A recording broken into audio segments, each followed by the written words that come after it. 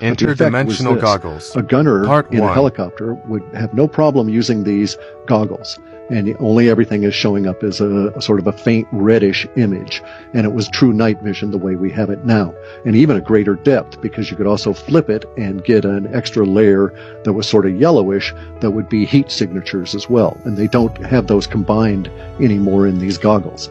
Anyway, the goggles that were presented to the gunners, and my father tells the story of the very first time they're out with them, and they're flying along, and he's in the front of the helicopter with the pilot, and all of a sudden, in a very peaceful area, not anything going on at all, the gunner in his on the starboard side of his helicopter starts firing wildly at their height, not at anything on the ground, but in an area that he was shooting at, and basically causing other helicopters in their little flotilla to have to react. And my father goes on back to the gunner, basically demanding, "What the hell, dude? What are you shooting at?"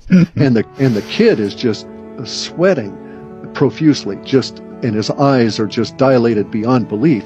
And my dad thought he was dealing with another heroin addict, but this was before it had gotten really bad in Vietnam, and the kid was not exhibiting those kind of symptoms. He was reacting to what he had seen, and he's describing to my father that he was shooting at these basically flying demons that were flying alongside the helicopter. Interdimensional Goggles. And Part he 2. knew they were coming to get him because they were gesturing at him and they could see him. And so he reacted, and he started shooting his Bren gun, big 50 caliber slugs at these things, right? And they were flying along right next to the helicopter, so he's firing out directly from the helicopter, and there are other helicopters in the vicinity, so it caused all kinds of problems. And this goes on repeatedly, week after week after week. Every time they try and use these night vision goggles, at some point they encounter monsters, true monsters. Now, officers had been told not to wear these. Okay, the pilots were told not to wear them. But my dad put them on to see what the hell was going on, and to hear him describe it, it was like being in the worst kind of a demonic gothic hell. That you'd look out at the tops of trees and you'd see these creatures with big wings and claws and everything come flying off of the tops of the trees, but you take the goggles off and there's not even a disturbance in the fog above the canopy of the trees, right? They're perceiving into an aspect of consciousness. Correct. Another dimension. And it was tied to the red image. As soon as they went to green, all of this kind of stuff disappeared. Of course. And we don't have time. Yeah, I know. Me studying Pythagoreanism and vibrations, we could speak a lot about this, but let's not even go there. Interdimensional Goggles. Are these Part connected 3. to the modern night vision goggles people used to see UFOs? Correct. Third generation or whatever they're called.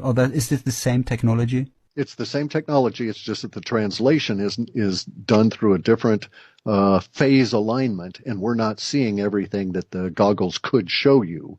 And they don't connect it to heat signatures either, right? Organic. They don't do that, and then they also don't do it with a red display. Now, the red aspect of it is interesting because the green display comes from electrons, not photons, okay? And it comes from an electron transmission. Presumably, they were still doing electron transmission. They were just turning it into a red filter. That keeps it more material.